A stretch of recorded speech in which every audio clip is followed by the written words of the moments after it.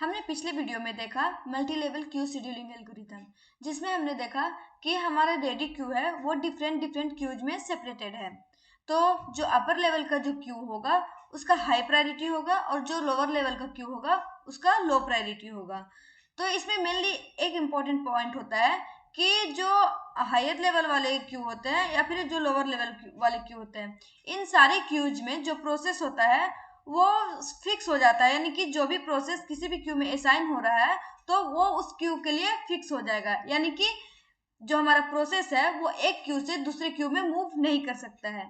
लेकिन जो हमारा multi level feedback queue scheduling algorithm होता है उसमें जो हमारा प्रोसेस है वो एक क्यू से दूसरे क्यू में मूव कर सकता है। तो mainly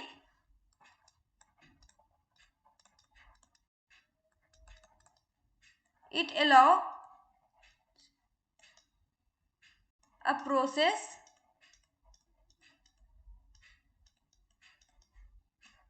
to move between queues. Okay, यानी कि जो हमारा प्रोसेस है वो हमारे क्यू के बीच में मूव कर सकता है। ओके, तो इसका एडवांटेज क्या होगा?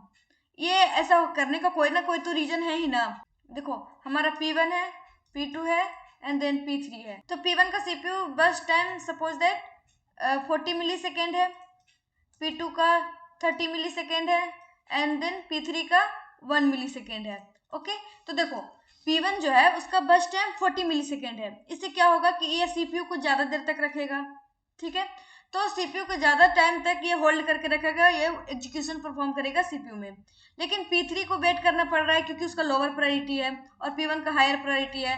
तो multi level queue scheduling algorithm में क्या होता था कि मूव नहीं होने के कारण हमारा जो P1 है वो एग्जीक्यूट होता रहता था, जिसके कारण हमारा स्टार्वेशन का भी केस आ सकता था। लेकिन हमारा multi level feedback queue scheduling algorithm में क्या होगा कि जो हमारा P1 है ये शिफ्ट हो जाएगा हमारा लोअर प्रायोरिटी वाले क्यूज में और जो हमारा P3 है वो शिफ्ट हो जाएगा हायर प्रायोरिटी वाले क्यू में। इसके कारण हमारा P3 पहले परफॉर्म हो जाएगा और P1 हमारा बाद में परफॉर्म होगा। जस्ट सपोज हमारे पास एक प्रोसेस है P1 जिसका बर्स्ट टाइम हमारे पास 40 मिली सेकेंड है और हमारे पास 3 क्यूज है जिसमें हमारा Q0, Q1 और Q2 क्यू है, जिसमें जो Q0 है उसका टाइम क्वांटम 8 मिली सेकेंड है और ये राउंड रॉबिन शेड्यूलिंग एल्गोरिथम के द्वारा परफॉर्म होगा।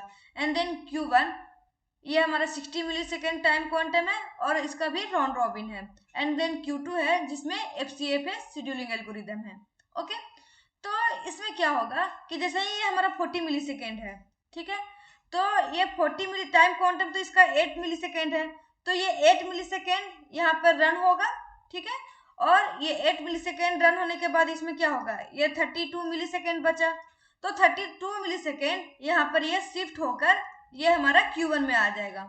तो Q1 में क्या हुआ कि इसका जो क्वांटम टाइम है वो 60 मिली सेकेंड है, तो 16 मिली सेकेंड होने के कारण ये 60 मिली सेकेंड टाइम तक तो इसको CPU मिला, Q1 को ये परफॉर्म हुआ।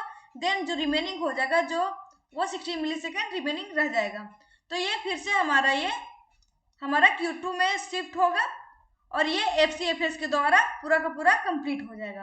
ओके, तो जो हमारा Q0, Q1 और Q2 ये परफॉर्म किस तरीके से हो रहा है, जब तक हमारा Q0 एम्प्टी नहीं हो जा रहा है तब तक हमारा Q1 परफॉर्म नहीं हो रहा है और देन हमारा Q1 जब तक एम्प्टी नहीं हो रहा है तब तक हमारा Q2 परफॉर्म नहीं हो रहा है। तो यानी कि जो भी हमारा प्रोसेस P1 था वो यहाँ पर 8 मिली सेकेंड एग्जीक्यूट हुआ, देन ये इंटरप्ट होकर हमारा Q1 में चला गया। तो जब ये Q1 में चला गया तब तो हमारा जो Q0 था वो तो हमारा एम्प्टी हो गया, तो ये हमारा Q1 फिर से 60 मिली सेकेंड परफॉर्म होगा एंड देन ये फिर शिफ्ट हो जाएगा Q2 में। तो Q2 में शिफ्ट होने के बाद भी हमारा Q1 तो एम्प्टी हो गया। जब तक हमारा अपर लेवल वाले क्यूज एम्प्टी नहीं होता है तब तक हमारा लोअर लेवल वाले क्यूज को CPU नहीं मिलेगा, तब तक उसमें जो भी प्रोसेस है उसको CPU नहीं मिलेगा और वो परफॉर्म नहीं करेगा। ओके, तो ये हमारा था multi level queue scheduling algorithm. Multi level feedback queue scheduling algorithm का एक क्वेश्चन है जिसे आप सॉल्व करके कमेंट बॉक्स में उसका आंसर लिख सकते हैं और इसका सॉल्यूशन मैं अगले वीडियो में बता दूंगी। ओके, तो तब तक take care, bye bye, thank you.